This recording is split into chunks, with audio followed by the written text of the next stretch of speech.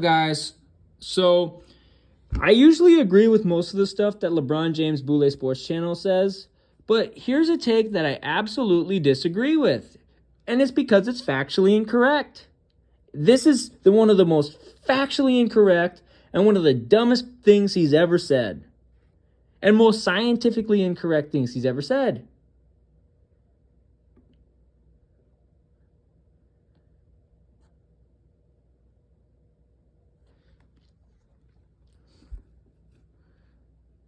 Slow it. Got these sorry white linebackers. White dudes can't play linebacker in a modern NFL. Get these Rudy Poo, All-American juicing soil. Man, these dudes is garbage. Why do you have white linebackers? This ain't the Big 12. It's the NFL. Get rid of these Rudy Poo white boys off the Broncos defense. I ain't never seen Bill Belichick with a white linebacker. Because you ain't going to win with them. How you have a sorry white, two trash, sorry, man, you can go pick some Negroes off the street, can play back better than these sorry, trash white boys for the Broncos. Get these bums off the team.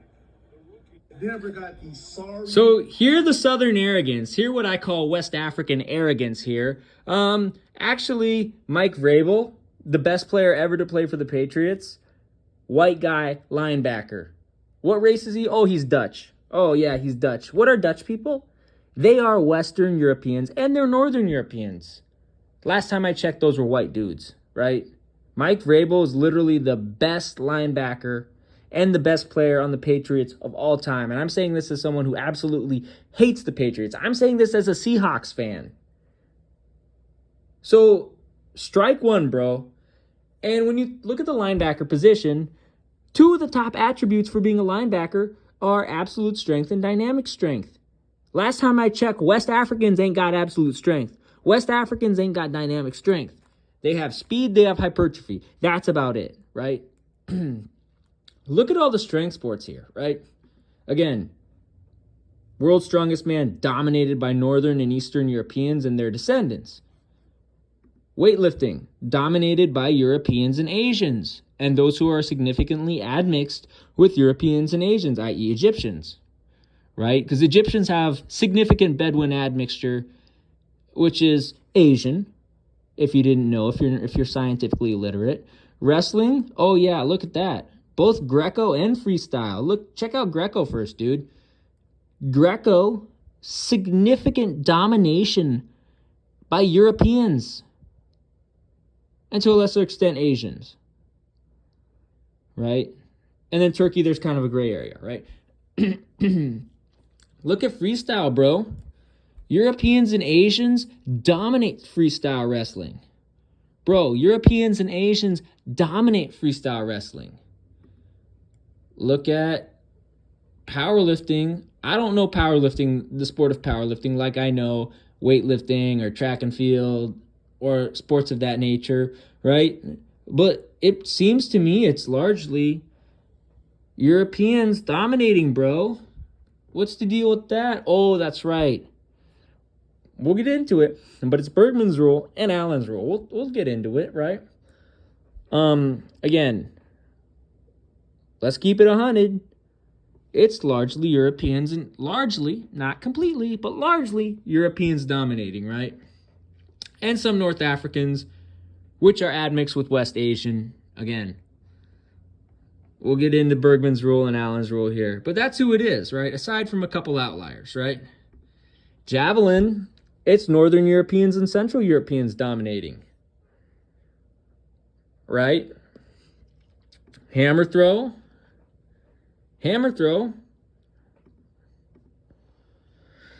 Look at that. Look at that. It's mostly Poland, right? Oh, that's women's hammer throw. Men's. It's mostly Eastern Europeans and Central Europeans. And the Americans that win it are usually Eastern European or Central European. Like US, Soviet Union, Hungary, Poland. That's who dominates hammer throw. Right? And then the women's side is basically Poland. It's basically just Poland. Check it out. Just basically Poland, right? Again, look, I'm proving you wrong, bro. I'm proving you wrong, bro. Guess what? Europeans have better absolute strength and dynamic strength than West Africans because of Bergmann's rule. And Bergmann's rule is an ecogeographical rule that states that within a broadly distributed taxonomic clade, populations and species of larger size are found in colder environments, while populations and species of smaller size are found in warmer regions. The rule derives from the relationship between linear size dimensions, meaning that both height and volume will increase in colder environments. Bergmann's rule does not only describes the overall size of the animals, but it does not include body proportions like Allen's rule does. And let's talk about humans. So human populations near the poles, including the Inuit, Unangan, they actually prefer to be called Unangan, and Sami people are on average heavier than the populations from mid-latitudes consistent with Bergmann's rule. So there you go. And it mostly applies to Eurasian populations, but it holds relatively true for populations in the Americas as well. Then you got Allen's rule. Allen's rule is an ecogeographical rule formulated by Joel Asaph Allen in 1877, broadly stating that animals adapted to cold climates have shorter, thicker limbs and bodily appendages than animals adapted to warmer climates. More specifically, it states that the body surface area to volume ratio for homeothermic animals varies with the average temperature of the habitat which they are adapted to. The ratio is low in cold climates and high in hot climates. Let's check out humans. Marked differences in limb lengths have been observed when different portions of a given human population reside at different altitudes. All right. And let's talk about actually the latitudes, because altitude is not as, I feel like latitudes defines it more, right? Kaczmarzyk and Leonard similarly noted that human populations appear to follow the predictions of Allen's rule. There is a negative association between body mass index and mean annual temperature for indigenous human populations, meaning that people who originate from colder climates have a heavier build for their height than people who originate in warmer climates have a lighter build for their height. West Africans are from a warmer climate. West Africans have a lighter build than, say, Europeans, right? And this is also true for some Asian populations as well, right? We'll get into that, right? So that's why Koreans and some Chinese and Japanese tend to be fat or fatter than like Yemenis or Omanis or Saudis, right? Relative sitting height is also negatively correlated with temperature for indigenous human populations, meaning that people who are from colder regions have proportionally shorter legs for their height, and people who originate from warmer regions have proportionally long legs for their height. Again, if you look at people farther north, right, shorter and fatter, right? Except in Northern Europe, where they're just hella tall, right? So, in 1968, A.T. Stigman investigated the assumption that Allen's rule causes the structural configuration of, I hate that term, man, Northern North American face, basically. Stigman did an experiment that involved the survival of rats in the cold. Stigman said that the rats with narrow nasal passages, broader faces, shorter tails, and shorter legs survived best in the cold. Stigman said that the experimental results had similarities with northerners in North America, particularly Inuit and Unangan populations, because these have similar morphological features in accordance with Allen's rule: a narrow nasal passage and relatively large heads, long to round heads, large jaws, relatively large bodies, and short limbs. Look at my background, right?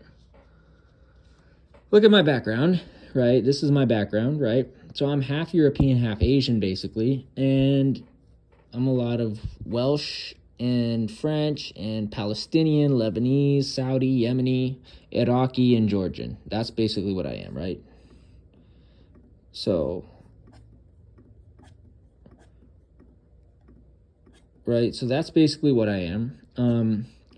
So again, I'm evolved in maritime climates, northern France and Wales, Mediterranean climates, Lebanon, dry semi-arid climates, Palestine, dry arid climates, Yemen, Saudi Arabia, dry semi-arid climates, Iraq, and dry semi-arid climates of Georgia.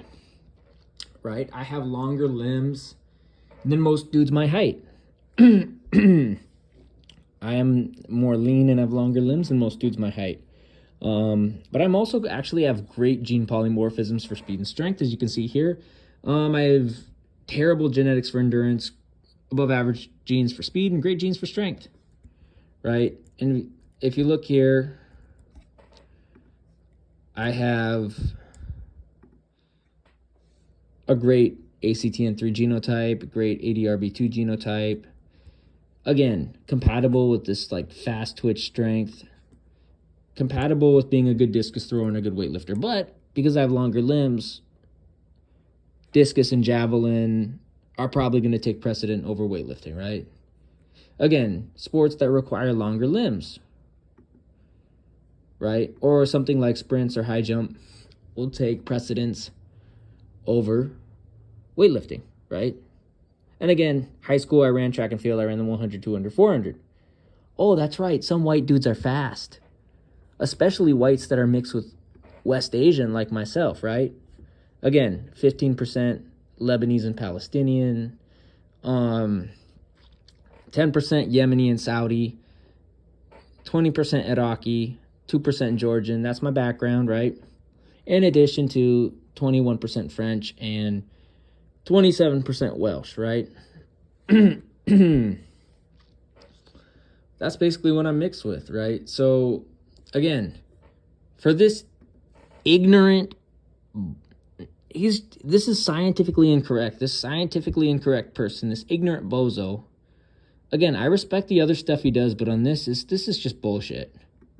White linebackers. White dudes can't play linebacker in a modern NFL. Get these Rudy Poo, All-American juicing soil. Man, these dudes is garbage. Why do you have white linebackers? This ain't the Big 12. It's the NFL. Get rid of these Rudy Poo white boys off the Broncos defense. I ain't never seen Bill Belichick with a white linebacker. Because you ain't going to win with him. How you have a sorry white, two trash, sorry, man, you can go pick some Negroes off the street, can play back better than these sorry, trash white boys for the Broncos. Get these bums off the team. Denver got these sorry.